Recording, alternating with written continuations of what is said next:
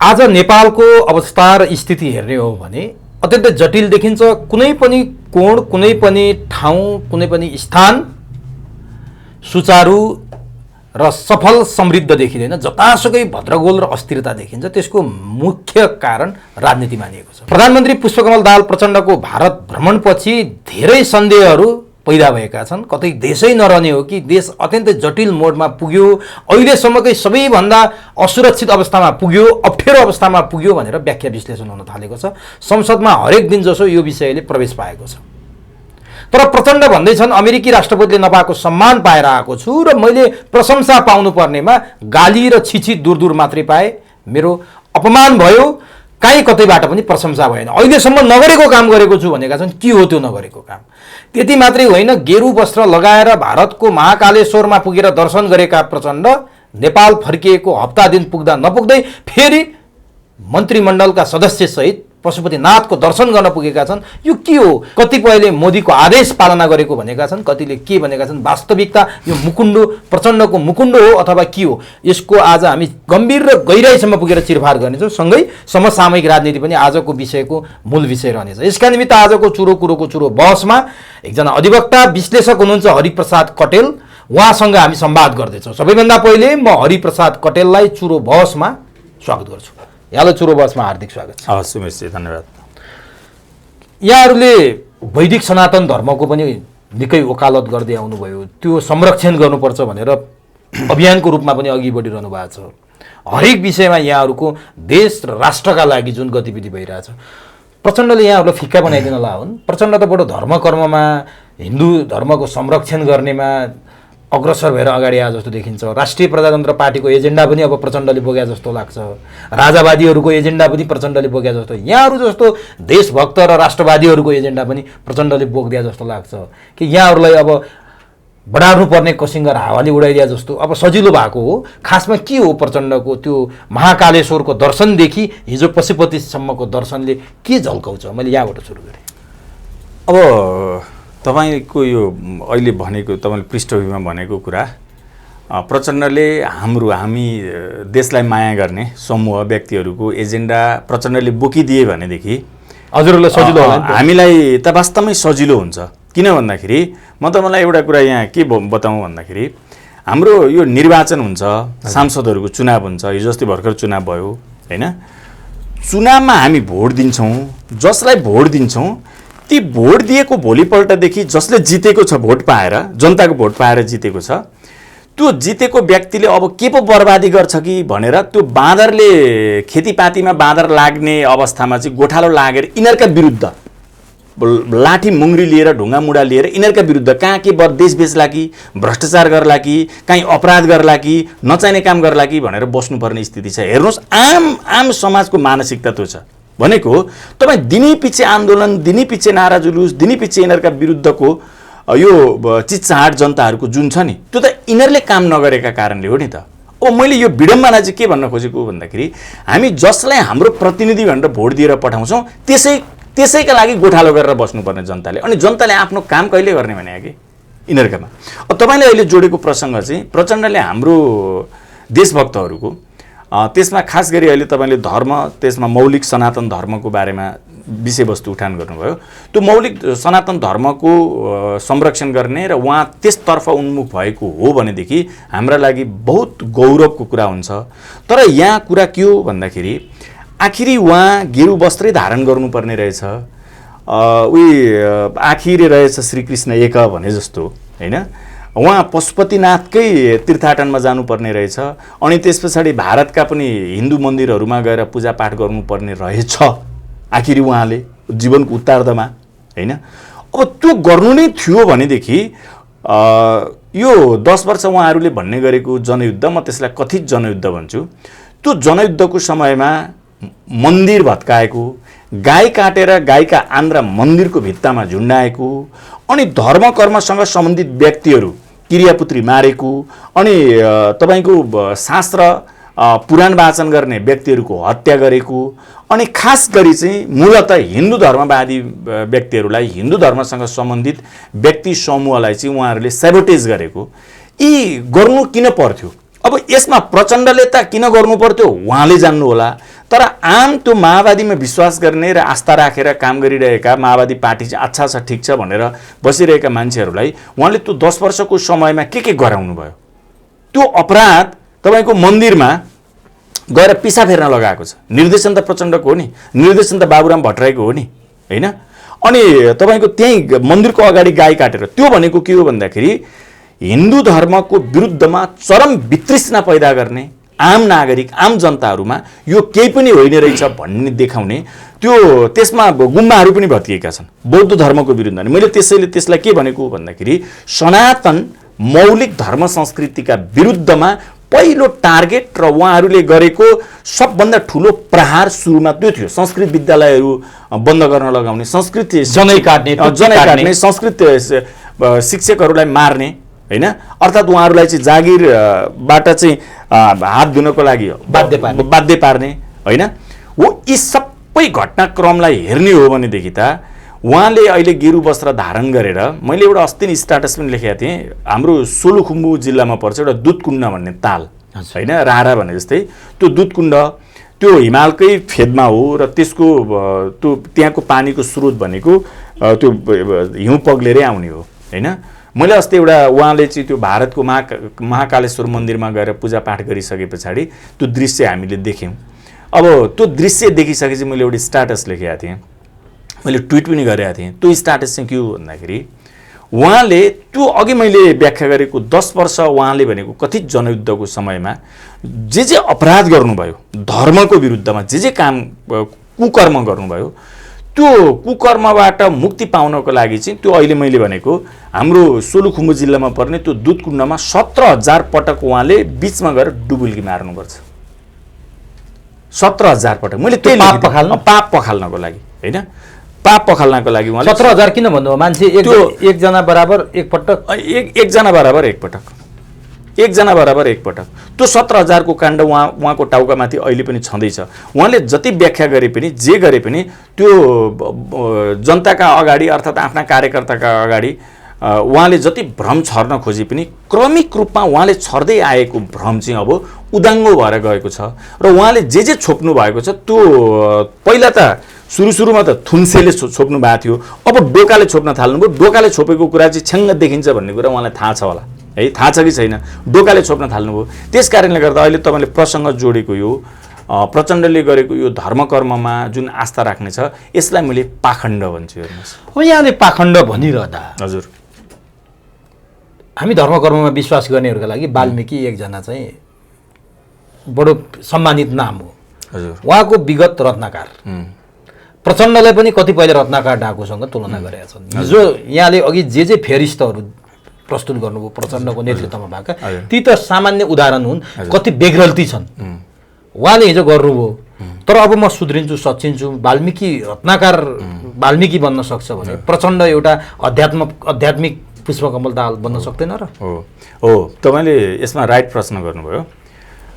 रत्नकार डाकु वाल्मीकिमा पदार्पण हुँदाखेरि रत्नकार डाकुले अघि मैले त्यो 17,000 पटक दुधकुण्डमा गएर उहाँले दुधकुण्डमा गएर 17,000 पटक बीच भागमा बसेर डुबुल्की मार्नुपर्छ भने नि मैले हो। त्यो प्रसङ्ग मैले त्यस कारणले भनेको, वाल्मीकिले आत्मआलोचना गरेका थिए। के अरे रत्नकार डाकुले वाल्मीकिमा पदार्पण हुने क्रममा आत्मआलोचना गरेका थिए। उहाँले जीवनभर गरेको पाप अपराधमा क्षमा मागेका थिए भगवानको मन्दिरमा गएर। र उहाँका पछि जो चेला चपेटा बने वाल्मीकिका, ती हामी पढ्न पाइन्छ। ती चेला चपेटाहरूलाई उहाँले दिने शिक्षामा पनि, उहाँले दिने उपदेशमा पनि पटक पटक आफूले जीवनमा गरेका अपराध र पाप कर्मको बारेमा प्रायश्चित गरेका थिए उहाँले। हो, अब तपाईँले भनेको कुरा अत्यन्त सान्दर्भिक छ। प्रचण्डले आम रूपमा उहाँ देशको अहिलेको सम्मानित पदमा, प्रधानमन्त्रीको पदमा पनि हुनुहुन्छ। यो माओवादी पार्टीले त्यस बेला गरेका यी अपराधहरू मेरो नेतृत्वमा जुन यो जनयुद्ध भन्ने चिज भयो 10 वर्ष, त्यो सबै मिथ्या थियो, झुटा थियो। अब हामी ककलले गऱ्यौँ, तर म नेतृत्वको भूमिकामा रहेको कारणले गर्दाखेरि त्यो सबैको तर्फबाट म प्रायश्चित गर्छु भनेर हात उठाएर नेपाली जनताको अगाडि उहाँले हामीले 10 वर्षको समयमा त्यो जनयुद्धका नाममा गरेका धर्मविरोधी गतिविधिहरू कुकर्महरू ती सबै हामीले गलत गरेछौँ भनेर नेपाली जनताको अगाडि हात उठाएर उहाँले माफी माग्नुपर्छ। त्यसो गर्नुभयो भने हो, त्यसो गरेर अब गेरु वस्त्र धारण गर्न थाल्नुभयो भने चाहिँ त्यसो गर्नुभयो भने चाहिँ साँच्चीकै अहिले तपाईँले भन्दै गरेको उहाँ एउटा धार्मिक व्यक्तिमा परिणत हुनुहुन्छ, अर्थात् रत्नाकर डाकुबाट उहाँ वाल्मिकीमा परिणत हुनुहुन्छ। रत्नाकर डाकुले त मैले भने प्रायश्चित गरेर गएका हुन् नि त, रियलाइज भएर। तर अब फेरि यसलाई पाखण्डपनको रूपमा होइन, फेरि पाखण्डी बनाएर अर्को तिकडमबाजी, अर्को दाउपेच, अर्को छलछाम, अर्को रकमीपन राजनीतिभित्र कति गर्ने भनेको के पाउँछन् भनेको हो। त्यो गर्नलाई गएका हुन् भनेदेखि, यो गेरु वस्त्र धारण गरेको हो भनेदेखि यो त झन् अर्को अपराध गर्दैछन् फेरि। भनेपछि प्रचण्डले हिजो कम्ब्याट लगाएर अथवा बन्दुक भिरेर एउटा अपराध गरे यहाँको भाषामा। एकदम एकदम। अब त्यसको उपादेयता सिद्धियो, त्यसको म्याद गुज्रियो। अब प्रचण्ड नयाँ अवतारमा चाहिँ गेरु वस्त्र धारण गरेर आउँदैछन्, त्यसरी भन्दा हुन्छ? अब यसलाई म त्यसरी बुझ्दिनँ केका लागि। अब सुन्नुहोस्, यो उहाँले त्यो आँट पनि गर्नुहुन्न होइन। उहाँले त्यो आँट किन गर्नुहुन्न भन्दाखेरि उहाँ लोभमा, पापमा, दुष्कर्ममा, दुष्चरित्रमा र ती सबै कर्मबाट चाहिँ दुष्परिणाम उहाँले प्राप्त गर्ने दुष्परिणाम हो कि दुष्परिणामतर्फको उहाँको यात्रा हो विगत लामो समयदेखि। भलै यो कुरा उहाँलाई थाहा छ, तर उहाँ कस्तो खालको मान्छे हो भन्दाखेरि सत्य बोलेर हिरो बन्नुभन्दा है, अर्थात् हिरोइजम प्राप्त गर्नुभन्दा त्यसमा चाहिँ अब त्यसलाई हामी भनौँ सत्य बोलेर मार्टरडम प्राप्त गर्नुभन्दा त्यसलाई भौतिक शरीरको मृत्यु ठान्नुहोस्, अर्थात् पलायन भएकोलाई पनि मैले शहीद भने। मैले यहाँ शहीद हुनुभन्दा असत्य काम गरेर र असत्य बोलेर सुनको तकमा लाउने उहाँको सदिच्छा हेर्नुहोस् है। सुनको तकमा चाहिँ लाउने जसरी पनि, तर त्यो सुनको तकमा लाउनको लागि जे कुकर्म जे गर्नुपर्छ गर्ने। अब मैले यसमा दुईटा कुरा भने, यो क्लियर भयो कि भएन? अब कोही मान्छेहरू अर्थात् कोही व्यक्तिहरू, कोही व्यक्तित्वहरू सत्य बोले बापत मर्नुपर्छ भनेदेखि बरु मरौला होइन। सत्य कर्म गरे बापत मर्नुपर्छ भनेदेखि, अर्थात् आफ्नो अस्तित्वबाट आफू टाढा रहनुपर्छ भने, अस्तित्वविहीन हुनुपर्छ भने पनि हौला, तर सत्यको पक्षमा लाग्छु र सत्य बोल्छु भन्ने कतिपय मान्छेहरू हुन्छन्। त्यसको ज्वलन्त उदाहरण म तपाईँलाई दिउँ। न डगमगाइकन बसे। अब यसो हेर्दाखेरि हामीले पनि त्यही पाउँछौँ। अब त्यो ठुलै पार्टी थियो र त्यसको महासचिव हुँदाखेरि मदन भण्डारी, तिनले सुनको तकमा त्यसबेलै लगाउन सुरु गरेको भएदेखि सायद त्रिशुलीमा उहाँलाई लगेर खसालिँदैन थियो होला। उनले सुनको तकमा लाउँदिन, बरु सत्यको पक्षमा बस्छु, सत्य बोल्छु भनेर अडान लिएको कारणले गर्दाखेरि सुनको तकमा त लाउन पाएनन्, तर अजर र अमर रहे मदन भण्डारी हो।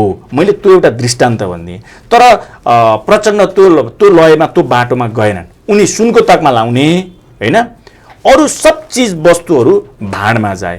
अब यसमा अहिले तपाईँले भनिरहेको एउटा सन्दर्भमा, यही धर्मसँगै सम्बन्धित कुराहरूमा ती फ्ल्यासब्याकमा गएर ती रेकर्डहरू, उनले बोलेका रेकर्डहरू हेरे हुन्छ। हिन्दू धर्मलाई, हिन्दू धर्म संस्कारलाई सामन्तीहरूको धर्म संस्कार भनेको छ। अहिले यही खोज्ने भने युट्युबमा सर्च गर्ने हो भनेदेखि उहाँको त्यो कथन ठ्याक्कै यही भनेको छ, सामन्तीहरूको धर्म संस्कार हो, यसका विरुद्धमा लड्नुपर्छ भनेको छ। अब यो मैले अघि नै भने, यो प्रचण्ड त के गर्छन् के गर्दैनन् थाहा छैन, तर त्यो पार्टीमा आस्था राख्ने आम कार्यकर्ताहरू जुन छन्, अब अहिले त घटेर यति भइसक्यो होला नि त्यो पनि होइन, यही कर्मको कारणले हो। त्यो अझै बाँकी रहेकाहरूले प्रचण्डका ती फ्ल्यासब्याकमा गएर उनले बोलेका क्रियाकलाप र उहाँले बोलेका जुन बानीहरू छन्, त्यो बानीलाई एकपटक फ्ल्यासब्याकमा, तर अब कुतर्क सुन। अब यहाँले फ्ल्यासब्याकको कुरा गरिरहँदा मलाई दिमागमा फ्ल्यासब्याक भयो।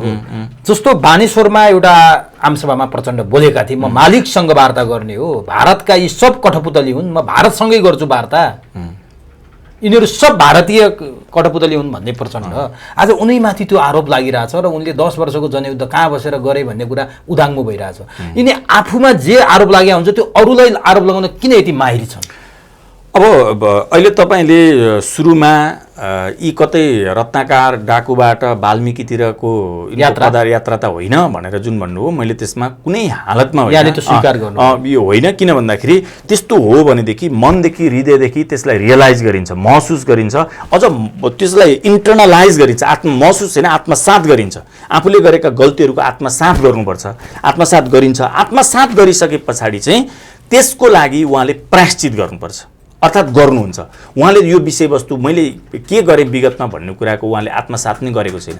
मनमा होला, बाहिर यो कुरा प्रकट गर्नुहुन्न। मैले त्यो कारण भन्ने, किनभने उहाँ सुनको तकमा लाउनुहुन्छ, अझर अमर रहने। त्यसो भए नि अब सुन्नुहोस्, यसमा अहिले तपाईँले भनेको कुरा उहाँले गरेको के हो भन्दाखेरि दुईवटा कुरा हो। हेर्नुहोस्, दुईवटा कुरा, त्यो 100 मा 100% हो। एउटा उहाँले अगाडि नै, त्यो पनि उहाँले बोलेको कुरा, हामी सरकारमा गयौँ भनेदेखि यो भारतको लागि पनि र पश्चिमाहरूको लागि पनि कम्फर्टेबल हुन्छ भनेर उहाँले बोलेको हो। र नेपालको सबभन्दा ठुलो कम्फर्टेबल, सबभन्दा सजिलो व्यक्ति कसको लागि भन्दा नेपाली जनता र नेपालको लागि सजिलो होइन, भारत र अब त्यसलाई ठ्याक्कै एउटा शब्द भन्दा इन्डो पश्चिमाका लागि, भारत र पश्चिमाहरूका लागि सबभन्दा अहिले अरू पनि हुन् तर सबभन्दा सजिलो, भरपर्दो र प्रिय पात्र प्रचण्ड हुन्। त्यो उहाँकै बोलीबाट, उहाँकै अभिव्यक्तिबाट यो प्रकट हुन्छ।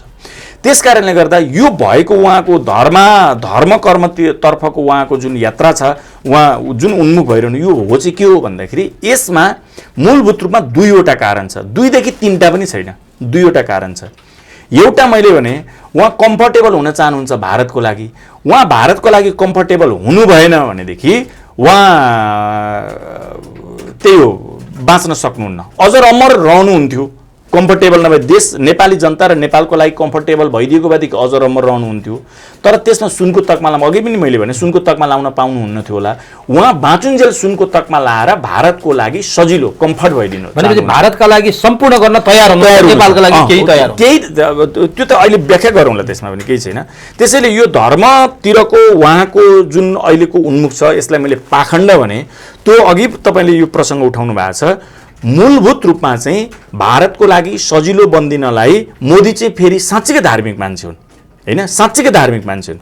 उनकै निर्देशन अनुसार, अर्थात् मोदीको जुन एउटा सेन्टर छ, अर्थात् त्यसलाई ब्लक भनौँ, पावर ब्लक, इन्डियाको मोदी केन्द्रित पावर ब्लक जुन छ, त्यो पावर ब्लकको निर्देशनमा तैँले यो धर्म कर्मको बारेमा चाहिँ अलिकति सोच्नुपर्छ भने बमोजिम नै उहाँ अहिले यो काम गरिरहनु। भनेपछि भारत भ्रमणमा पुगेका प्रचण्ड हजुर एकाएक 70 वर्षको उमेरमा जनै र धोती गेरु वस्त्र सहित महाकालेश्वरको पूजा गर्न गए र त्यसको अहिले जुन श्रृङ्खला चलिरहेछ त्यहाँ त हामी आउला।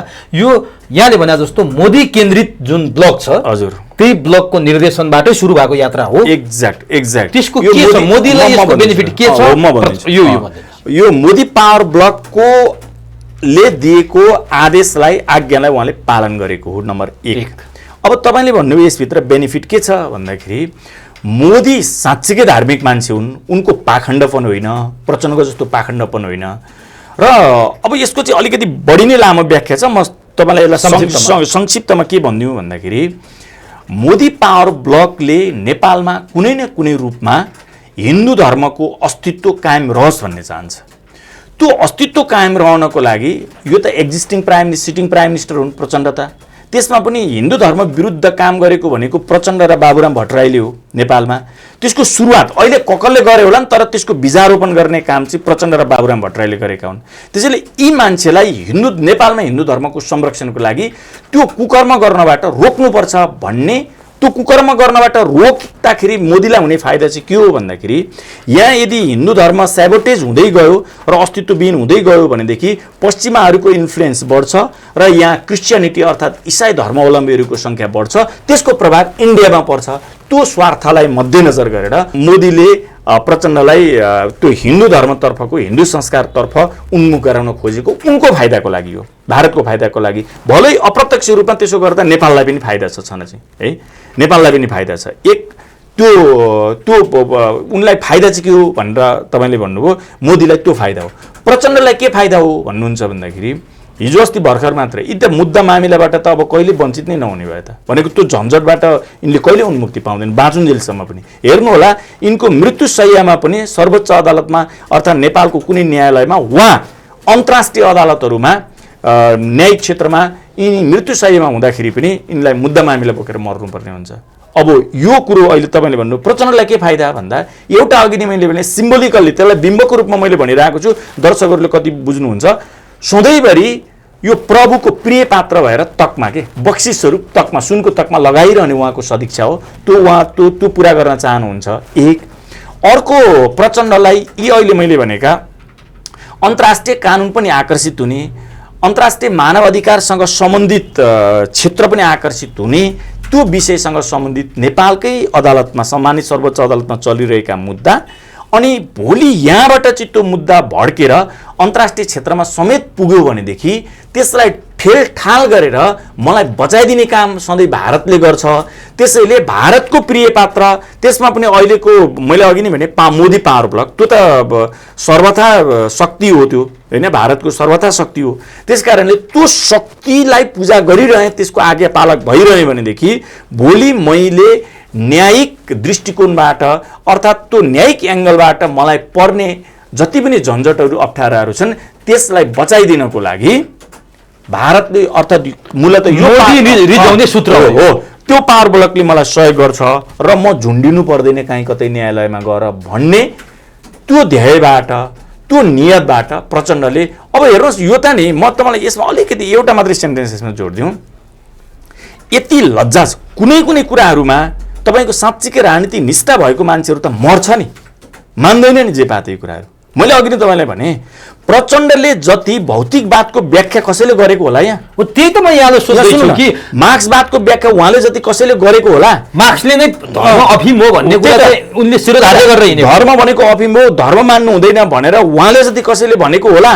अनि उहाँले त्यो भनेर लाखौँ मान्छेलाई त्यस बेला अब अहिले हजारमा झरे पनि त्यस बेला त लाखौँ थिए नि त होइन, लाखौँ मान्छेलाई उहाँले उसको त्यो नीतिको पछाडि प्रचण्डको जुङ्गाको पछाडि मान्छेलाई आएका होइनन् नि त भने त्यो नीतिको पछाडि उनले भनेका नीतिको पछाडि लगाएका ती लाखौँ मान्छेहरूको अहिले नुर गिरेको छ नि त। र जदैमा ती लाखौँ मान्छेहरूको भिडले प्रचण्डले बिराबारी गरे हो। अब होइन, अब कम्युनिस्ट सिद्धान्तमा प्रचण्डको यहाँनिर तपाईँले अर्को महत्त्वपूर्ण प्रश्न गर्नुभयो।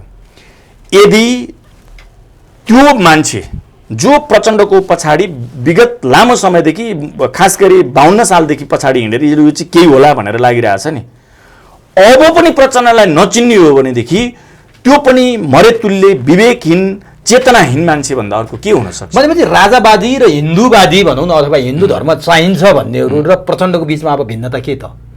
अब एउटै भएन? ठुलो भिन्नता छ नि, ठुलो भिन्नता छ नि। प्रचण्डको त्यो पाखण्ड हो नि, त्यो प्रचण्डको पाखण्ड हो नि होइन, त्यो त तपाईँको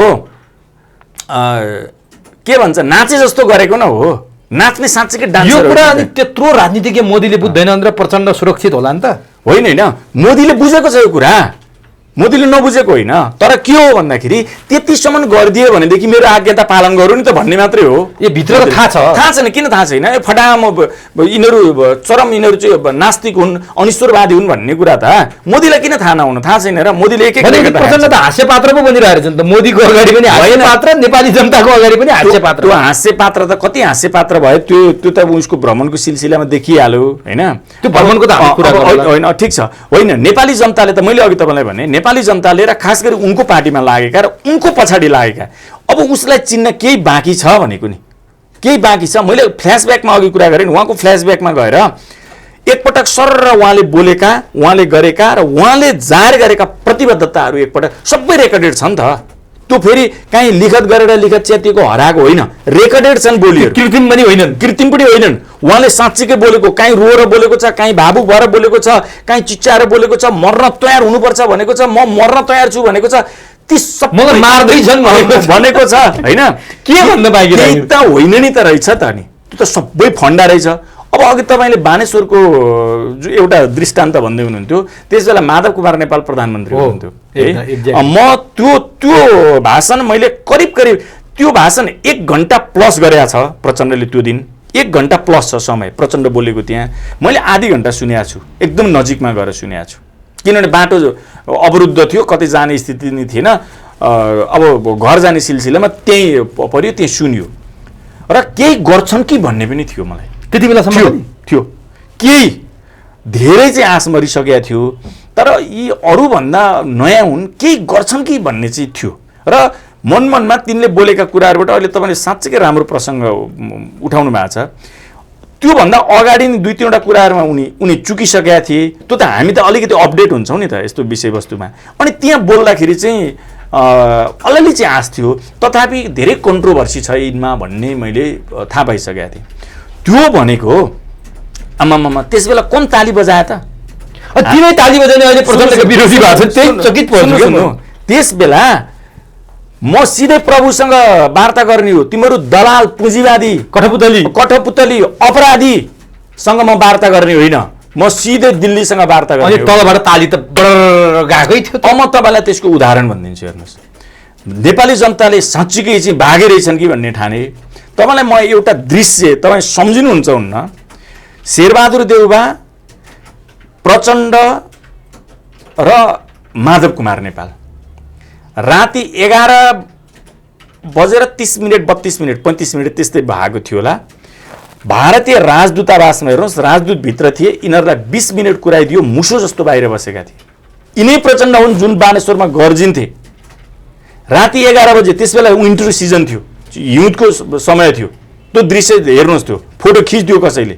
अनि पछि उनीहरू प्लास्टिकको कुर्सीमा बसेका थिए। पछि राजदूत बाहिर आएर उनीहरूलाई व्याख्या गरिरहेको थियो, हात हल्लाएर व्याख्या गरिरहेको। राजदूतको विदायी कार्यक्रम थियो, उनी व्याख्या गरिरहेको। प्रधानमन्त्री थिए, बालवाला प्रधानमन्त्री।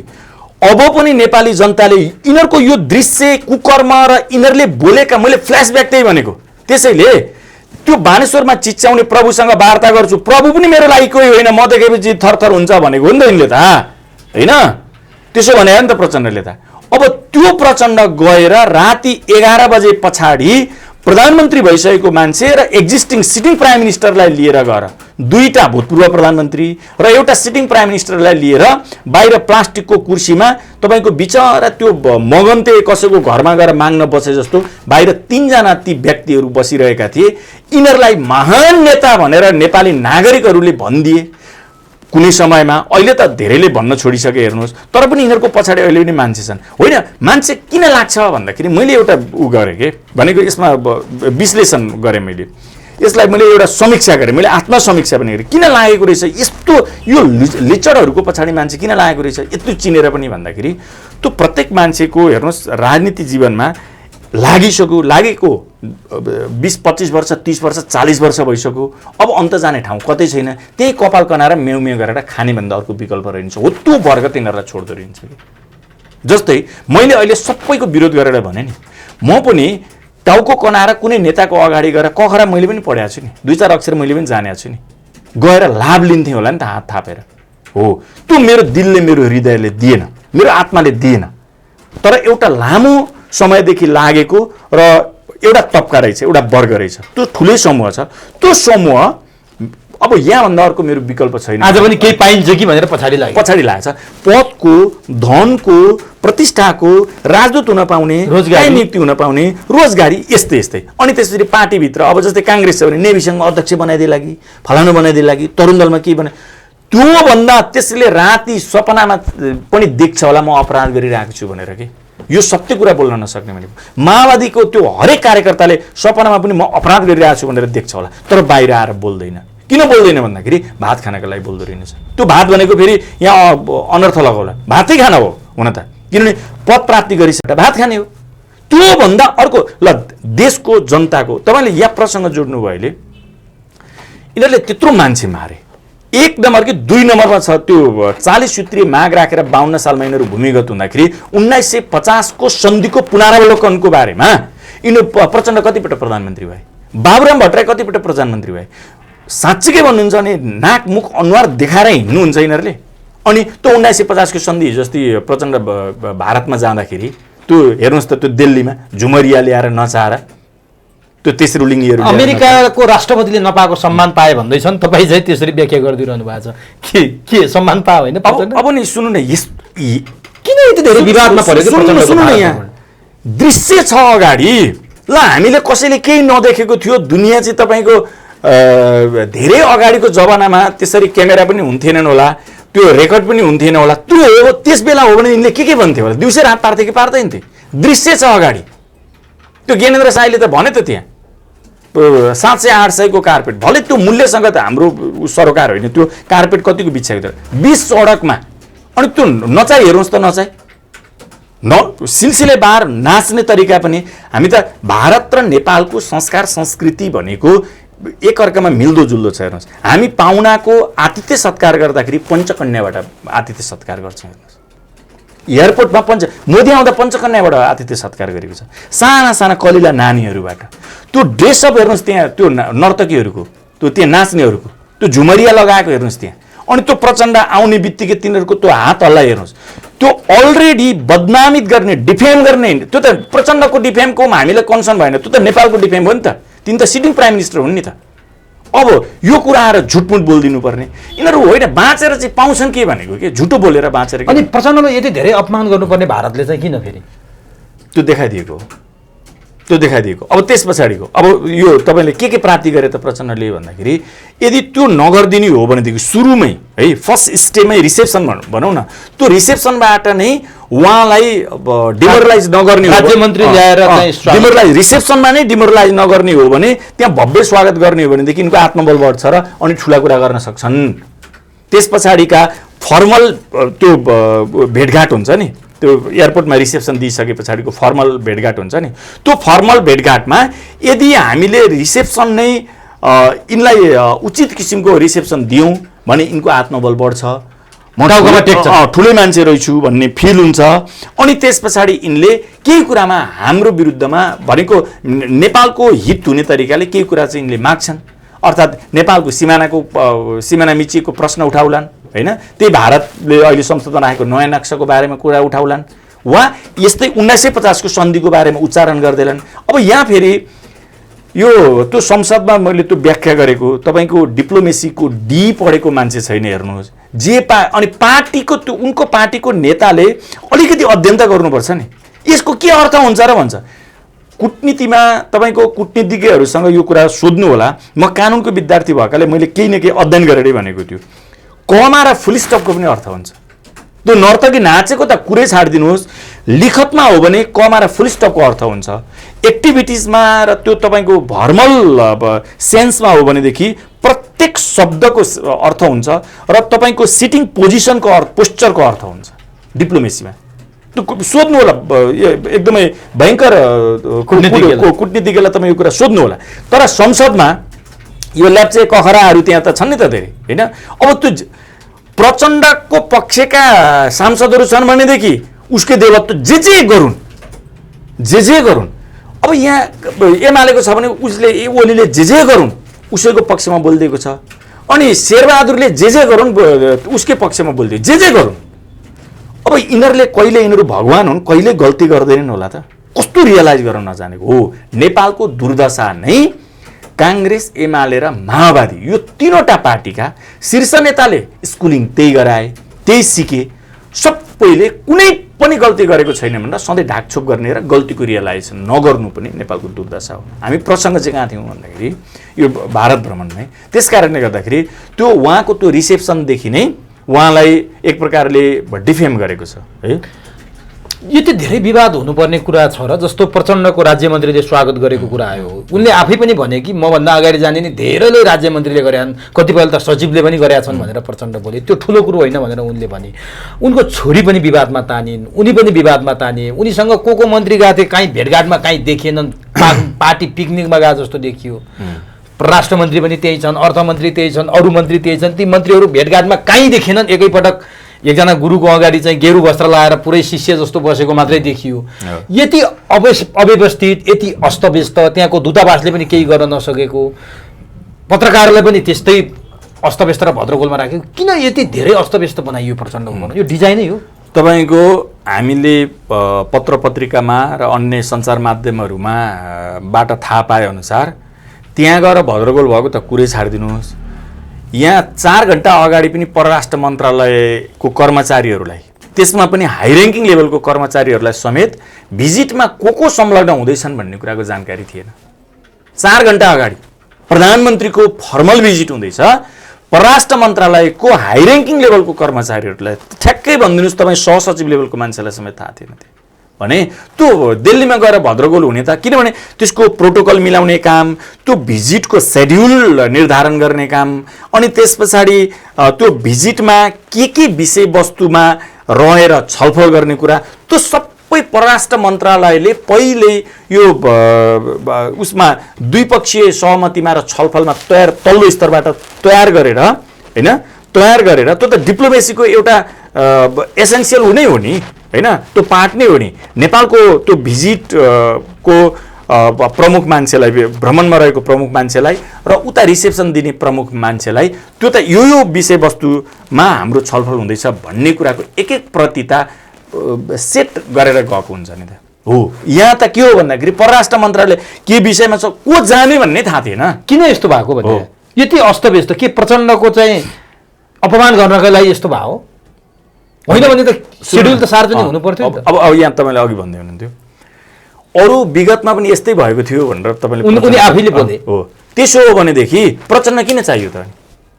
ऊ त प्रचण्ड र माओवादीले त हामी काङ्ग्रेस, अघि तपाईँले भन्नु भएन हामीले इस्पातले बनेको हो त, धातुले त्यही भनेको बानेश्वरमै हो।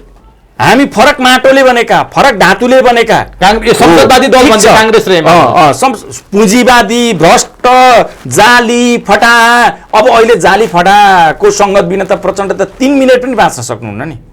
जसरी माछा पानी बिना बाँच्न सक्दैन, उहाँ काङ्ग्रेसबाट बाहिर आएर एउटा चुनाव फेस गरोस् त माओवादीले, उहाँ एमाले बिना बाहिर आएर एउटा चुनाव फेस गरोस् त माओवादीले भने अहिले तपाईँले भनेको अरू अगाडि जाँदाखेरि पनि यस्तै थियो, राज्य मन्त्रीले स्वागत गर्थे, अर्थात् यस्तै थियो रिसेप्सन, यही नै हुन्थ्यो भने प्रचण्ड हुनुको अर्थ के त? अनि उहाँ कुन माटोले बनेको रहेछ त, कुन धातुले बनेको रहेछ त? त्यसैले यो त यसो हो, यो भ्रम यसरी चिर्दिनु पर्यो। अझ त एकजना सांसद के हो नाम थाहा छैन, त्यो सिन्धुलीतिरको हुन् क्यारे, अहिले माओवादीबाट प्रतिरक्षा गर्ने त्यो 2 जना छन्। एकजना चाहिँ सिन्धुपाल्चोक के सापकोटा भन्ने, अनि अर्को यो।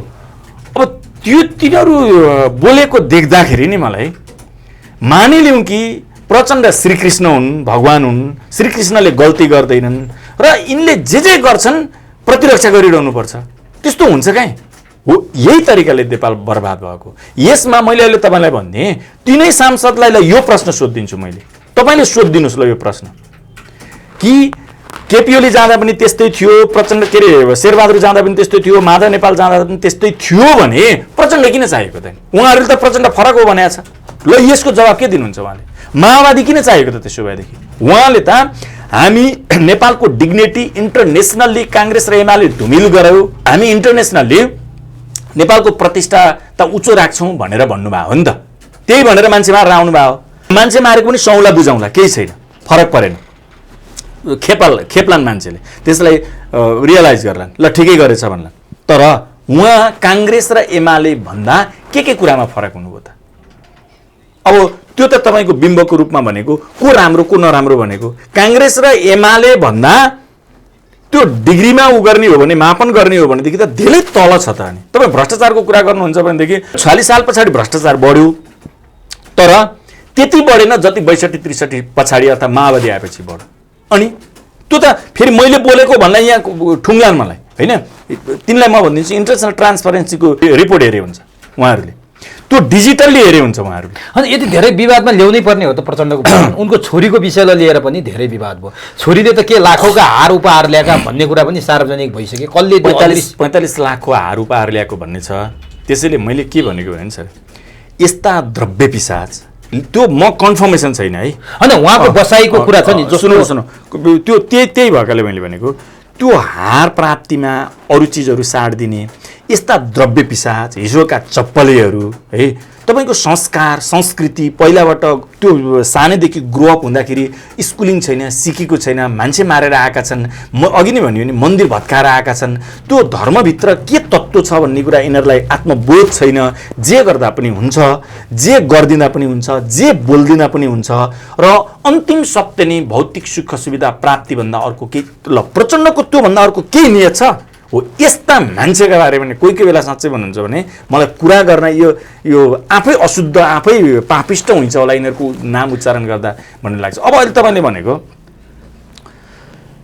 प्रधानमन्त्रीको भिजिटमा परराष्ट्रको सहचारी त हुनु पर्थ्यो नि। त्यो सहचारीको एउटा कुरा है, त्यो प्रोटोकलको हिसाब किताबले परराष्ट्रको तपाईँको प्रतिनिधित्व छैन। अनि तपाईँको छोरीलाई चाहिँ त्यहाँ नजिकमा राखेर त्यो भनेको फर्स्ट लेडी बनाउन खोजिया हो कि फर्स्ट लेडी हो, त्यो कुटनीतिको पनि ज्ञान छैन कि यिनीहरूलाई। ऊ प्रचण्डलाई त त्यो ज्ञान होला, त्यो ज्ञान भए पनि उनले उल्लङ्घन गरिदियो। अब सबै नीति नियम उल्लङ्घन गरिदिएपछि रहन्छ के त रहँदैन। त्यसैले फर्स्ट लेडी भनेको वाइफ हो कि फर्स्ट लेडी भनेको त्यो प्राइम मिनिस्टरको वाइफ फर्स्ट लेडी हो, छोरी फर्स्ट लेडी होइन, छोरा फर्स्ट लेडी। त्यसो त भान्जा भान्जी जो भए पनि नाताको मान्छे लगेर भान्जी लिएर गए पनि भयो नि होइन, जो पनि हुन पाउने स्थिति होइन। त्यसैले त्यो भिजिटमा फर्स्ट लेडी छोरीलाई जुन कुटनैतिक रूपमा एक्सपोज गराउने उहाँको प्रयास हो, त्यसमा त्यो कुटनीतिक मर्यादाको हिसाब किताबले कुटनीतिक नियमको हिसाब किताबले त्यो फर्स्ट लेडीको रूपमा उहाँ रिकग्नाइज हुन सक्नुहुन्न। तर उहाँले गराएको चाहिँ के हो भन्दाखेरि यो परिवारवाद त्यसको विरोध गरेर आएका हुन् होइन। गिरिजाप्रसाद कोइरालालाई सत्तो सराप गरेर आएका हुन् यिनीहरू, माओवादीहरू हो। अब यिनले गराउन खोजेको चाहिँ एकजनालाई करिब राजनीतिमा इस्टाब्लिस गराइहाले। अब यिनलाई इन्टरनेसनल्ली कुनै न कुनै रूपमा रिकग्नाइज गराउँ, सो द्याट त्यसको बलमा नेपालमा राजनीतिमा स्थापित हुन यिनलाई सहज होस्। भोलि थापेर हजुर मलाई बचाइदिनु पऱ्यो, बुवाले चिनाइदिएको थियो नि त मलाई यहाँ ल्याएर हजुर त्यो बेला त्यो समयमा भनेर रिमाइन्ड गराउने एउटा सन्दर्भ बनोस् छोरीका लागि भनेर यिनले कुटनीति बिर्सेर, कुटनीतिको के अरे मर्यादा बिर्सेर, देशको इज्जत बिर्सेर, सब कुरा त्यागेर छोरीलाई एक्सपोज रिकग्नाइज गराइदिएको मात्र त्यति हो। अब जस्तो यिनले यो कुटनीतिका कुरा अथवा प्रोटोकलका कुरा त सबै बर्बाद पारे भन्ने कुरा देख्यो, बुझाएर पनि सबै आए। केपी ओलीले हिजो पनि भन्दै थियो 2टा नदी बुझाएर आए भन्दैछन् केपी ओली। अब उनले बिजुली बेचेर आए, अरूले चाहिँ नदी बेच्थे म त बिजुली बेचेर आएको छु भनेर गर्व गरिरहेछन्। तर डिजेल र पेट्रोलको लागि चाहिँ यहाँ भण्डारण बनाउने भनेर त्यो फोहोर चाहिँ यति बेला चाहिँ जस्तो ग्रिन जोनको कुरा भइरहेको बेला बिजुली चाहिँ यहीँ प्रयोग गर्नुपर्ने भए उता बेचेर यता चाहिँ पेट्रोल र डिजेल थुपार्ने चाहिँ नीति बनाएर आए प्रचण्ड। फुकोट कर्णाली पनि बुझाएर आए प्रचण्ड, अरुण पनि बुझाएर आए प्रचण्ड, सबै बुझाएर आए भन्ने आरोप खेपिरहेछन्। प्रचण्डले त जम्मै गरेर आए भनिरहेछन्। यहाँ चाहिँ के भएको छ, उनी नक्साको कुरा पनि गर्न सकेनन्, लिपुलेख लिम्पियाधुराको कुरा पनि गर्न सकेनन्। बरु त्यो लिपुलेखसँग साटेर बङ्गलादेश बङ्गला मार्गबाट चाहिँ उता जहाज जाने कुरा गरेर विवादमा आए। खास के हो, दिएर आए कि लिएर आए? हेर्नुहोस्, यो विगत लामो समयदेखि अब अघि तपाईँले भन्दै हुनुहुन्थ्यो विगतमा पनि यस्तै थिए, भ्रमण यस्तै भएका थिए, त्यसैले चित्त बुझाउनुपर्छ भन्ने सेन्समा। चित्त बुझाउनु भन्दा पनि मेरो त कता हो कता यो अमेरिकालाई मात्र एकपल्ट कहिले भएको थियो अरे, त्यस पछाडिको चाहिँ मलाई नि अरे त्यहाँकै राजनीतिकले भन्दै थिए भन्दाखेरि त्यो ट्रोल बनाएर हेर्नुहोस्, तल त्यो झुमरिया नाचेको ट्रोल तिनले त्यसो भन्दाखेरि त्यो उनको अभिव्यक्ति सँगसँगै ट्रोल बनाएर त्यसरी हालिदिएको छ, त्यति बेइज्जतीपूर्ण छ। यहाँ लेनादेनाको कुरामा चाहिँ यो भिजिटबाट नेपालले प्राप्त के गरौँ भन्दाखेरि मुख्य रूपमा यो बिजुलीको बारेमा कुरा गरौँ। म यो हाइड्रो इलेक्ट्रिसिटीको बारेमा त्यत्रो विज्ञ होइन है, तर यिनकै भिजिट पछाडि मैले गरेको अध्ययन अनुसार मैले यो विज्ञहरूले लेखेका आर्टिकल्सहरू खोजेर पढेको आधारमा चाहिँ पहिलो कुरा यो 10,000 मेगावाट विद्युत उत्पादनको जुन महत्त्वाकांक्षा छ त्यो कहीँ कतैबाट पुरा हुने त्यो छाँटकाँटै छँदै छैन, कहीँबाट देखिँदैन। 10,000 मेगावाटको उत्पादन कहीँबाट हुने स्थिति नै छैन। र त्यो 10,000 मेगावाट कहिलेसम्म भन्दाखेरि 10 वर्षमा अरे त्यो सेल गर्नुपर्ने भारतलाई है, उहाँले बेच्नुपर्ने अरे। यसमा अहिले तपाईँले जोडेको प्रसङ्ग के हो भन्दाखेरि अहिले त क्लिन इनर्जीको समय जुन आइरहेको छ नि, क्लिन इनर्जीले यो पेट्रोल र डिजेलको खपतलाई चाहिँ विस्थापित गर्दैछ। अब यहाँ त्यो पेट्रोल र डिजेल नेपालको विभिन्न ठाउँमा चाहिँ भण्डारणको लागि जुन सम्झौता भएको छ नि, भारतले आफ्नो माल सधैँभरि बेचिरहनको लागि फोहोर थुपार्न कन्फर्मेसन गरौँ। म तपाईँलाई त्यही भन्यो, मैले ठ्याक्कै बिर्सेँ, यति त प्रचण्डले अध्ययन गर्नु पर्थ्यो। 1 वर्ष भयो होला यो क्लिन इनर्जीको बारेमा क्रमिक रूपमा डिजेल पेट्रोल त्यो हेर्दा हुन्छ, गुगल सर्च गरेर हेर्दा हुन्छ, किनभने तथ्याङ्क सहित बोल्नुपर्ने हुन्छ। मैले मिति बिर्सेँ मात्र, तर त्यो विवरण मलाई थाहा छ। भारतको संसदमा नै क्लिन इनर्जीको बारेमा विषयवस्तु उठेर क्रमिक रूपमा डिजेल र पेट्रोलबाट चल्ने सवारी साधनहरूलाई विस्थापन गर्ने भन्ने एउटा ठुलो प्रतिवेदन पास गरेको छ भारतको संसदले। अब म तपाईँलाई यहाँ भन्नु, भारतको संसदले चाहिँ डिजेल र पेट्रोल विस्थापित गर्ने अनि अघि तपाईँले भने जस्तो त्यो डिजेल र पेट्रोलको फोहोर चाहिँ नेपालमा ल्याएर भण्डारण गराइदिने, उसको त काम नलाग्ने, उसले विस्थापित गरिसकेको चिजवस्तुहरू नेपालमा पैसामा बिक्री गर्न पाउने भयो। अब यी चाहिँ के गर्दैछन् भन्दाखेरि क्लिन इनर्जी जुन संसारको अहिलेको निड हो, डिमान्ड हो, संसारले मन पराएको इनर्जी जुन हो विद्युत हो, त्यो बेच्दैछन् यिनले। अब सुन्नुहोस्, होइन नेपालमा बढी भइसकेपछि हिजो ऋषि धमलाको एउटा कार्यक्रम हेरेको थिएँ मैले, भीम रावलको उसँग स्ट्याटस पनि हाले लेख्नु भएको थियो। हो, अब ऋषि धमला चिच्चाइ हामीसँग बढी भएको चिज बेच्नु पर्दैन त भन्दै थिए। पहिलो कुरा, हुन त तिनी पत्रकार हुन् होइन, उमेरले पनि मभन्दा अलि जेठै हुन् जस्तो लाग्छ, पत्रकार हुन्, कति अध्ययन छ कुनै 10 वर्ष पछाडि नेपालमा निट कति हो भन्ने कुरा आङ्कलन छ। 10 वर्ष पछाडि हामी यतिवटा उद्योग खोलिसक्छौँ, त्यो उद्योगमा यति इनर्जी खपत हुन्छ भनेको विद्युतीय इनर्जी खपत हुन्छ भन्ने यिनीहरूले काहीँ नक्साङ्कन गरेका छन्, काहीँ अनुमान गरेका छन्, प्रक्षेपण गरेका छन् भनेपछि नेपाल त हेर्नुहोस् यो कुराबाट औद्योगिकरणमा कहिल्यै जाँदैन भन्ने कुरा प्रचण्डले स्थापित भने औद्योगिकरणको ढोका बन्द गराए। किन बन्द गराए भन्नुहुन्छ भने उमेशजी, अहिले यिनीहरू उद्योग धन्दा खोल्ने स्थापना गरेन त कहीँ चाहिँ बोल्दैनन्, संसदमा बोल्दैनन्। एमालेको एउटा कुरा छ, काङ्ग्रेसको एउटा कुरा छ, यिनीहरूको मूलत बेलुका बस्छन् वा बिहान बस्छन्, अस्ति बसे त होइन, अब फेरि अप्ठ्यारो पर्दा खान्तिपिन्तीमा बस्छन् अनि भागभण्डा गर्ने भन्दा यिनीहरूको कुनै उद्देश्य छैन। तपाईँको बेरोजगारीको समस्या यस्तो छ, उद्योग धन्दाको कुरा यस्तो छ, तपाईँको मान्छे बाहिर साराका सारा नेपालीहरू बाहिर गएर चाहिँ नोकर भएर तपाईँको तेस्रो दर्जाको लेबर काम गरेर बस्नु परेको छ। नेपालमा उद्योग धन्दाहरू स्थापना गर्ने बारेमा घनीभूत छलफल हुनु पर्दैन हो। त्यो उद्योग धन्दा स्थापना हुँदाखेरि त नेपालमा उत्पादन भएको इनर्जी त नेपालमै खपत भइहाल्थ्यो त हो। त्यो भनेको के हो भन्दाखेरि नेपालमा औद्योगिकरण हुनबाट यिनले रोकिदिए। किन भन्दाखेरि अब त त्यो 10 वर्षको समयमा त्यो बेच्ने भनेको बिजुली त यहाँ प्रयोग नगरेर पनि बेचिदिनु पर्यो भनेपछि नेपालका लागि होइन भारतका लागि काम गरेर आयो। त्यो ल होइन, यिनीहरूले जति व्याख्या गरौँ न माओवादी ल त्यो माओवादीभित्रको कुनै जलविद्युतमा चाहिँ विद्यावारिधि गरेको अर्थात् प्रकाण्ड विद्वान नै आवश्यक टक गर्न। यो कुन दृष्टिकोणबाट नेपालको हितमा छ? पहिलो कुरा त विद्युत त्यो उत्पादन हुने हो कि होइन थाहा पनि छैन। त्यही त भनेको त। त्यसैले होइन उसले भनिदिनु पर्यो कि यो दृष्टिकोणबाट हामीलाई एनफ छ, हाम्रो उद्योग धन्दा यति हुन्छन्, हाम्रो उद्योग धन्दा चल्छ, हाम्रो उद्योग धन्दा चलेर अनि त्यस पछाडि हरेक नेपाली नागरिकले आफ्नो घर परिवारमा कन्ज्युम गरेर बढी भएको बेच्ने हो भनेर पुष्टि गरिदियोस् न त। अब ठिक छ, यो त प्रचण्डले गरेको विवादास्पद कुरा भयो। अर्को चाहिँ उनले 2टा नदी बुझाए भनिरहेछन् केपीले, साँच्चै हो?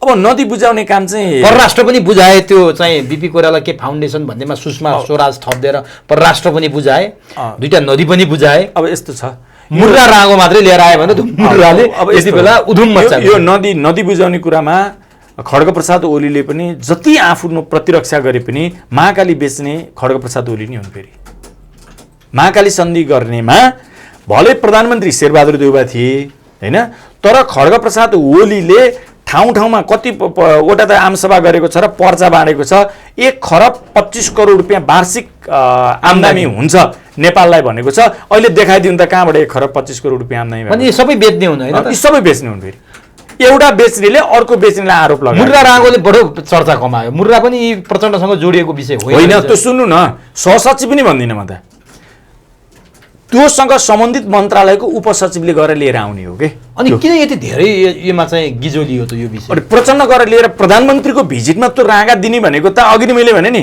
नेपालमा डिप्लोमेसी जान्ने कोही छैन। तपाईँको कूटनीतिक दृष्टिकोणले त त्यो राँगा ल्याउनु नै सर्वथा गलत छ, मैले भनिरहेको छैन। राँगा भैँसी यो नेपालमा नभएको चिजहरू, उन्नत जातका यस्ता जनावरहरू पशु पक्षीहरू ल्याउँदाखेरि फरक पर्दैन। तर प्रधानमन्त्रीको भिजिट सँगसँगै त्यो आउनु भनेको चाहिँ कूटनीतिमा अघि तपाईँले भने नि भारतले नै गरेको हो कि? सुन्नु, बसाइको पोस्चरको महत्त्व हुन्छ, बोलीको सेन्टेन्सको वर्डको महत्त्व हुन्छ, लेख्दाखेरि फुल स्टप कमा कहाँ दिएको छ त्यसको महत्त्व हुन्छ कूटनीतिमा। भने यो राँगा साथमा दिएर पठाउनु यहाँ के भने 7 वर्ष अगाडिकै कुरा रहेछ। 7 वर्ष अगाडिको कुरा रहेछ त, कुनै खरदार सुब्बालाई पठाएर दिल्लीबाट राँगा लिएर आएर अहिले नै पठाइदिनु, संसदभित्र घन्टौँ त्यही मुर्रामा छलफल गराउनु, उसको सफल त एक्ज्याक्ट हो। यिनीहरूको हैसियत के रहेछ, औकात के रहेछ? प्रधानमन्त्रीको भिजिटमा नै राँगा पठाउनु भनेको राँगा पठाउनु स्वयंमा नराम्रो चिज होइन, तर प्रधानमन्त्रीको भिजिटमा फिर्ती हुँदाखेरि सँगसँगै राँगा पठाउनु भनेको कूटनीतिमा त्यसले भयङ्कर ठुलो डिफेम गरेको मिनिङ लाग्छ। जुन कुरा संसदमा डिफेम गरेको मिनिङ लाग्छ। यो कुरो चाहिँ कुनै दलको सांसदले उठायो के भन्दाखेरि राँगा ल्याउनु यो दिस द्याट भन्यो। के हो त त्यो भन्दाखेरि डिप्लोमेटिकल्ली देशको नेपालको त्यो डिफेम गरेको हो। त्यो हाम्रो डिग्निटीलाई त्यसले असर जानी गरेको छ भारतले। जानी गरो, नजानी गरो, रिसिभ गर्ने रिसेप्सनले त्यो त कुरा भयो होला नि त। राँगा पनि दिँदैछु तपाईँलाई म भन्दाखेरि अहिले नदिनुहोस्, म अर्को यो प्रोटोकलले मिल्दैन, यो लेनादेना प्रोटोकलमा हाम्रो यो भिजिटको प्रोटोकलले मिल्दैन, म परराष्ट्र मन्त्रालयबाट अर्थात् कृषि मन्त्रालयबाट कोही कर्मचारी पठाइदिउँला, त्यति भन्ने भए त सिद्धिहाल्थ्यो नि। त्यो कुरा त भयो होला नि त। राँगा पाएँ भन्दैमा राँगा लिने। त्यसै कारणले मैले के भनेको भने यिनीहरूको ब्याकग्राउन्ड के कस्तो, कुन ब्याकग्राउन्डबाट आएका हुन्, के जानेका छन्, के सिकेका छन्, अनि के बोल्छन्, के खान्छन्। अघि नै तपाईँले बानेश्वरको त्यो यिनको भाषण, अब त्यो भाषणलाई अहिले फ्ल्यासब्याकमा गएर त्यो कार्यकर्ताले हेऱ्यो भनेदेखि ल तिनले काङ्ग्रेस र एमालेलाई गाली गरेको पुँजीवादी, फटा, जाली, सामन्ती, कठपुतली, भारतीय दलाल भनेको त्यसबेला धेरै वर्ष भएको छैन, इतिहासको लामो समय पनि भइसकेका छैन। त्यो माओवादीका कार्यकर्ताहरूलाई, माओवादीमा लागेका मान्छेहरूलाई त्यो बानेश्वरको भाषण सुनुन् एकपटक फ्ल्यासब्याकमा गएर, अनि काङ्ग्रेस र एमाले भन्दा प्रचण्ड के कुरामा फरक एउटा शब्द भनिदिउँ मलाई। अब म अन्तिमतिर छु, लामै भयो कुराकानी। जस्तो अघि महाकालेश्वरबाटै सुरु गऱ्यौँ पूजाआजा। उनले पूजा गरे, भारतीय जनताहरूको ती करोडौँ जनताको मन दुखाउन मलाई मन लागेन। त्यो अत्यन्त पवित्र ठाउँ भयो हुनाले पूजा गरिहालेँ मैले, त्यो उनीहरूको सम्मानका लागि गरे भनेर भने। एयरपोर्टमा आउँदा बित्तिकै होइन म त धर्मनिरपेक्षताको पक्षमा उभिएको मान्छे हुँ, मुस्लिमकोमा पनि जान्छु, क्रिस्चियनको जान्छु, हिन्दू जान्छु भने फेरि प्रचण्डले एक प्रकारले आफ्नै कुरा आफैले उडाएर खण्डन गरे।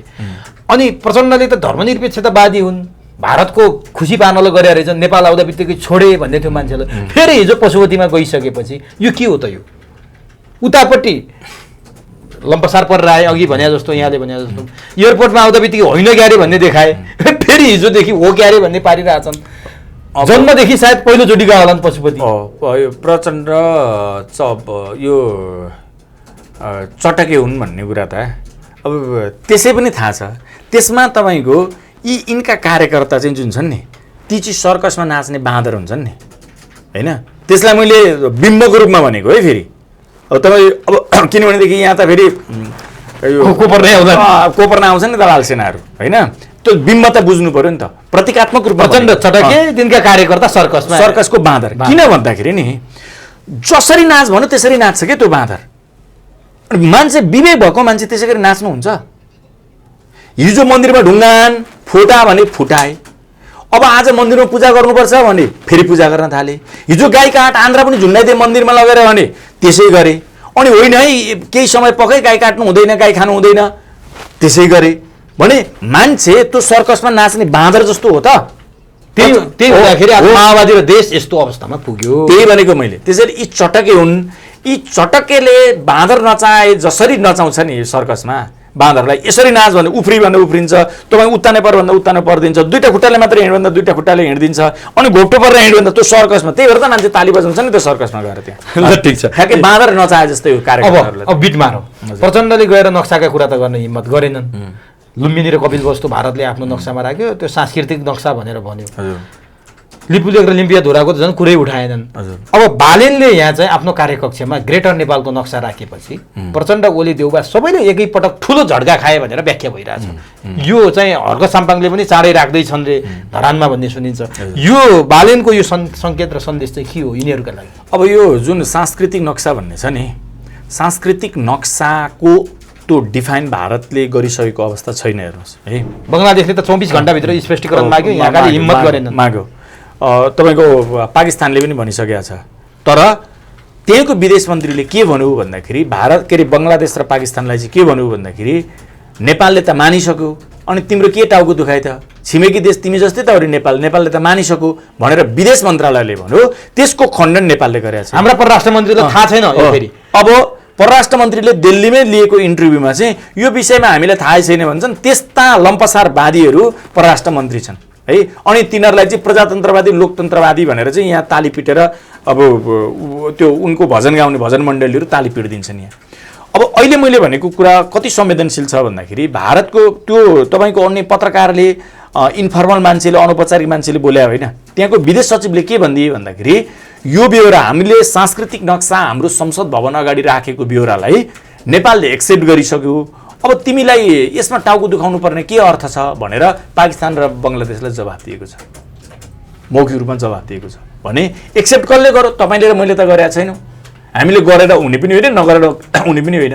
एक्सेप्ट गरे प्रचण्डले गरे, एक्सेप्ट गरेनन् प्रचण्डले गरेनन्। अब त्यो नगरेको भएदेखि त एक्सेप्ट नगरेको भएदेखि त प्रचण्डले विदेश सचिवले यस्तो बोलिसकेपछि हिजो इन्स्टेन्टली त्यो विज्ञप्ति निकाल्नुपर्छ कि पर्दैन? माने यो स्वीकार गरेको स्वीकार गरेर आयो। अब तपाईँले त्यो भन्नुभयो होइन, नक्साको कुरा गर्नुभयो, यसमा लिपुलेखको ल पनि उच्चारण गरेनन्, कालापानीको क पनि उच्चारण गरेनन्। इन्फर्मल्ली यिनले बाहिर कुरा गर्दाखेरि फेरि त्यो यहाँ झुटो बोले, मैले काहीँ बोलेकै छैन त्यस्तो भने, तर मैले सुनेको छु, त्यो यहीँ छँदैछ, रेकर्डेड चिज छ। यसरी साट्न पनि सकिन्छ फुलबारी मार्गसँग, त्यो सट्टापट्टा गर्न पनि सकिन्छ भने त्यहाँ एउटा राष्ट्रघात गरे। मैले भने डिप्लोमेसीमा त्यसमा नि प्रधानमन्त्रीले बोलेको कुरा कमा फुलिस्टको त अर्थ हुन्छ, तर उहाँले सेन्टेन्स नै बोल्नु भएको छ, सट्टापट्टाको कुरा गर्नुभएको छ, सट्टा भर्नाको कुरा गर्नुभएको छ, एउटा कुरा। अब यो बालनले राखेको ग्रेटर नेपालको कुरा चाहिँ के हो भन्दाखेरि हामी कति वर्षसम्म नेपाल कति वर्षसम्म हेपिएर बस्ने? अब बालनले नगरपालिकाको मेयरले सरकारको अनुमति नलिकन केन्द्रीय सरकारसँग सोधपुछ नगरिकन किन राख्यो भन्ने सन्दर्भ हुनसक्छ यहाँ। अब त्यसमा पनि खास गरी अहिले माओवादीको अध्यक्ष प्रचण्ड प्रधानमन्त्री भएको कारणले गर्दाखेरि माओवादी को तर्फबाट चाहिँ यो बढी प्रश्न आउन सक्छ। मैले यसमा के भनिदिउँ भन्दाखेरि जसलाई जे काम गर भनेर जुन पदमा राखिएको, जुन पदमा जो व्यक्ति छ तिनले त्यो काम नगरिदिइसकेपछि, म तपाईँलाई एउटा उदाहरण भनिदिउँ। जस्तै अस्ति यहीँ एउटा कार्यक्रममा झलनाथ खनाल र वामदेव गौतम त्यसमा म त अगाडि हिँडेँ, मैले बोलेर हिँडेँ, तर पछाडि केही भाइहरूले त त्यहाँ त झन्नै कुटपिट नै गरेछन्। त्यो कुटपिट गर्नु ठिक हो भनेको होइन, कुटपिट गर्नु बेठिक हो। अख्तियारमा तपाईँ भ्रष्टाचार भएको ब्यौरामा उजुरी दिनुहुन्छ, प्रहरीमा चोरी भएको कुरामा, बलात्कार भएको कुरामा, अर्थात् कुनै अपराध भएको कुरामा प्रहरीमा जाहेरी दिनुहुन्छ, वा जुन निकायले जे गर्नुपर्ने हो त्यो गरिपाउँ भनेर एउटा नागरिकले निवेदन दिन्छ, आवेदन गर्छ, मौखिक रूपमा चिच्याउँछ, कराउँछ, तर कसैले केही गर्दैन भने अब हुन्छ के? अति भएपछि हुने त्यही त हो। बालनले गरेको त्यही, अति भएपछि बालनले गरेको। प्रधानमन्त्री देशको बारेमा बोल्दैन, राष्ट्रपति नागरिकतै कसैले स्वरूप पठाइदिन्छ पास गरेर अनि देशै बेचिदिन्छ, प्रधानमन्त्री देशै बेचिदिन्छ, अनि त्यस पछाडि अरू मन्त्री परराष्ट्र मन्त्री देखिहाल्नु, राष्ट्रपतिले नागरिक बेचिदिन्छ, प्रधानमन्त्री देश बेचिदिन्छ। हो, मैले भनेको के हो भन्दाखेरि बालनले राख्नु उपयुक्त थिएन होला, तर प्रचण्डले देश नबचाइसके पछाडि नागरिकले बचाउनु पर्यो कि परेन? प्रचण्डले पो सुनको तकमा लाउनको लागि मुखले नखाएपछि नागले पनि खानु पर्यो नि त, भएको त्यो। त्यसैले तर कुकुरको टाउकोले पुच्छर हल्लाउँछ, पुच्छरले चाहिँ टाउको हल्लाउन्न भन्छन् क्या यहाँ। यो टाउकै होइन नि, त्यो टाउकै होइन नि, त्यो टाउको हुनको लागि त टाउको जस्तो भइदिनु पर्यो नि त। भनेपछि बालनले जे गरे सही गरे, एकदम सही गरे। त्यो सही कुन अर्थमा गरे म तपाईँलाई फेरि यसलाई स्पष्ट पारिदिउँ। प्रचण्डले प्रधानमन्त्रीले देशको पक्षमा नबोलिदिने, परराष्ट्र मन्त्रीले हामीलाई थाहै छैन नक्सा राखेको भनिदिने, अनभिज्ञता जाहेर गरिदिने, र भारतकै पक्षमा प्रकारान्तरले भारतकै पक्षमा आफ्नो अभिव्यक्ति दिने, अनि त्यस पछाडि अन्य निकायहरूले जसले जे गर्नुपर्ने यो देशको रक्षाको लागि त्यो कुनै निकायहरूले भनेको आधिकारिक निकायले नगरिदिइसकेपछि पत्रकारले, वकिलले, मेयरले, जोसँग राष्ट्रियता छ, जोसँग आफ्नो ठाउँमा राख्नु पर्यो नि त। मतलब यसले भारतलाई के मेसेज दिन्छ त? के यसले फरक पार्छ? भयङ्कर ठुलो मेसेज दिन्छ। एउटा मेयरले राख्दा काठमाडौँ महानगरपालिका हो यो, एउटा काठमाडौँ महानगरपालिका साम्पाङको पनि चर्चा आइरहेछ। सुन्नुहोस्, नगरपालिका महानगरपालिकाले जनताको रिप्रेजेन्टेसन गरेको हुन्छ मेयरले, त्यसैले त्यो बालन एकजना सिङ्गलले कोठामा राखेको होइन नि त, उहाँले त कति हजार भोट ल्याउनु भएको छ, त्यसको प्रतिनिधित्व गरे भनेपछि यो भारतका लागि भयङ्कर टाउको दुखाइ हुन्छ। किन भन्दाखेरि सुन्नु न, प्रचण्डले त देश बेच्दै छन्, त्यो त बचाउने, केपीले त देश बेच्दै छन्, शेरबहादुर देउवाले त देश बेच्दै छन्, बचाउने त जनताले नै भयो। जनता जागे भनेदेखि हो, जनता जगाउने क्रममा त्यो एउटा इनर्जी दिएको बालनले, त प्रोत्साहन दिएको, सबैले यसो गरौँ है। देउबा ओली प्रचण्डले के अब यसलाई सुन्नु न, यसलाई माओवादीहरूले काहीँ विरोध गरेको मैले पाएँ क्या, त्यो माओवादीको मान्छेहरूले कता कता विरोध गरेको पाएँ। तर गगन थापा त समर्थक देखिया छन् फेरि। अब त्यो अहिले गगन थापाको कुरै नगरौँ उमेशजी, गगन थापाको कुरै नगरौँ होइन। अब यो माओवादीकाले विरोध गरेको देखिया छ कि उसको नेताले देशघात गरेको, देशको विरुद्ध काम गरेकोमा चाहिँ ताली बजाइदिनु पर्ने रे। ग्रेटर नेपालको नक्सा राख्ने चाहिँ विरोध गर्ने भनेको चाहिँ कुन राष्ट्रवादी रहेछन् माओवादीहरू? तिनीहरू लाज शरम हुँदैन? त्यसैले मैले फ्ल्यासब्याकमा जाऊ भनेको के भनेको थिएँ। 1950 को सन्धिको एउटा अक्षर उच्चारण गरे प्रचण्डले, तर 17,000 मार्नुभन्दा अगाडि हेर्नु होला। त्यो मलाई 1, 2, 3, 4, 5 मध्ये एक ठाउँमा एउटा छ त्यहाँ। मैले पहिला त धेरै हेरेको थिएँ, अहिले मैले बिचमा त्यो अपडेट छैन। तर 1950 को सन्धिको पुनरावलोकनको विषय अगाडि नै छ भने कि मैले, अगाडि नै छ। अब माओवादीको कार्यकर्ता कोही मलाई ठुङ्न आयो भनेदेखि यो पढेर आओस्। अब नि जस्तो बालेन साँच्चीकै हिरो भयो होइन त यति बेला, खलनायकको होइन। बालेनले जनतालाई जागरण गराउने कामको लागि जे गरे ही डिड गुड। अब अन्तिम यहाँ चाहिँ अलिकति न्यायपालिकासँग सम्बन्धित भएको हुनाले पनि लामो समयदेखि सर्वोच्च चाहिँ प्रधान न्यायाधीश विहीन छ, झन्डै 15-16 महिना हुन थालिसक्यो। प्रधान न्यायाधीशमा सिफारिस भएका हरिकृष्ण कार्कीमाथि दर्जनौँ उजुरी चाहिँ दर्ज भएका छन्। यहाँहरू पनि सायद कुनै न कुनै ढङ्गले उहाँहरू लाग्नु भएको छ, उजुरीकर्ता नै हो, मुद्दैकर्ता गर्न यहाँहरू जानुभएको छ। न्यायाधीशका विरुद्धै मुद्दा हाल्ने यहाँहरू यस्तो व्यक्ति हो, देश र जनताको बचाउनको लागि खोजी सत्य अभियान लिएर यहाँहरू हिँड्नु भएको छ। यो विषय चाहिँ के हो? साँच्चीकै हरिकृष्ण कार्कीसँग यहाँहरू कुनै व्यक्तिगत कुण्ठा भएर हो अथवा गर्नै पर्ने विषय हो? किन यति धेरै उहाँमाथि चाहिँ आरोप प्रत्यारोपहरू लागे? होइन, हिजो कोही कानुन व्यवसायीहरूले, कुनै कानुन व्यवसायीहरूले यो पहिलाका प्रधान न्यायाधीशको तुलनामा हरिकृष्ण कार्की श्रीमानको सम्बन्धमा चाहिँ धेरै उजुरीहरू परेको भनेर स्ट्याटसहरू फेसबुकमा लेखिरहनु भयो, सामाजिक सञ्जालमा त्यो छ। एकजना त न्यायाधीशले नै गर्नुभएको छ, श्रीकृष्ण भन्ने अहिलेको उहाँ मान्य न्यायाधीश नै हो, उहाँले पनि गर्नुभएको छ। र यसमा म आफै पनि छु, उजुरीकर्ता चाहिँ होइन फेरि, त्यो चाहिँ मैले भ्याइनँ होइन। त्यो संसद सुनवाई समितिमा चाहिँ होइन, तर सर्वोच्च अदालतमा नै। उमेशजीलाई थाहा छ कि छैन, यो तपाईँको संवैधानिक परिषदले हरिकृष्ण कार्की श्रीमानलाई सिफारिस गर्ने अवैध छ भनेर म आफू पनि छु त्यसमा संलग्न, र वरिष्ठ अधिवक्ता ध्रुवलाल श्रेष्ठ निवेदक भएर रिट दर्ता गर्न भनेर लगेको 10 दिनसम्म राखेर 10 दिन पछाडि बदर गर्यो, त्यो दरपिट गर्यो। 10 दिन पछाडि दरपिट गरिसकेपछि हामीले त्यो दरपिट उप फेरि निवेदन पारेर अहिले त्यो विचाराधीन छ। अब ढिलो पछाडिको उसमा राखेको हुन्छ कज लिस्टमा, त्यो पालो आउँदैन, 3 पटक समय गइसक्यो, आज पनि छ त्यो है। त्यसैले त्यो प्रधान न्यायाधीशकै विरुद्धमा नभन्नु, संवैधानिक परिषदले गरेको सिफारिसको विरुद्धमा, अब अल्टिमेटली देखिन त प्रधान न्यायाधीशकै विरुद्धमा देखियो होइन। मुद्दै छ त सर्वोच्च अदालतमा त्यो छ, र उजुरी प्रशस्त मात्रामा परेका छन् भन्ने मैले पनि सुनेँ। त्यति पर्दा पर्दैन उहाँ प्रधान न्यायाधीश हुनुभयो भने कस्तो न्याय चाहिँ सम्प्रेषण होला? देशमा जे पनि हुन्छ, जे पनि हुन्छ। अब नभएको भनेको केही नै छैन, हेर्नुहोस् होइन।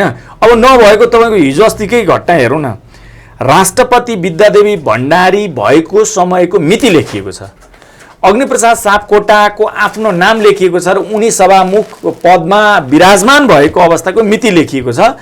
तल हातले रामचन्द्र पौडेलले नागरिकता विधेयक पास गरेर, ल नभएको के छ यो देशमा भन्नुहोस् त? जे पनि हुन्छ होइन। अब त्यो ब्राह्मण कुलबाट आएका मान्छे, ती रामचन्द्र पौडेल पढल लेखल नै हुन् होइन, भने उहाँले त्यो हदसम्म गरेको भनेको के हो? अब त्यसमा पनि ताली पिटिदिन्छन् फेरि, डिड गुड भनेर। अब हुने के बाँकी छ त? होइन, केही बाँकी छैन। त्यसैले यो उजुरी हुँदै पनि, उजुरीको बावजुद पनि उहाँ नै प्रधान न्यायाधीशमा नियुक्ति हुनुभयो भने पनि त्यसलाई आश्चर्य मान्नुपर्ने अवस्था चाहिँ छैन। हस्, यहाँसम्म आइदिनु भयो, यो महत्त्वपूर्ण समय दिनुभयो। महत्त्वपूर्ण समयमा महत्त्वपूर्ण कुराकानी गर्ने अवसरका लागि, समय र संवादका लागि यहाँलाई हार्दिक नमन छ। हस्, धन्यवाद।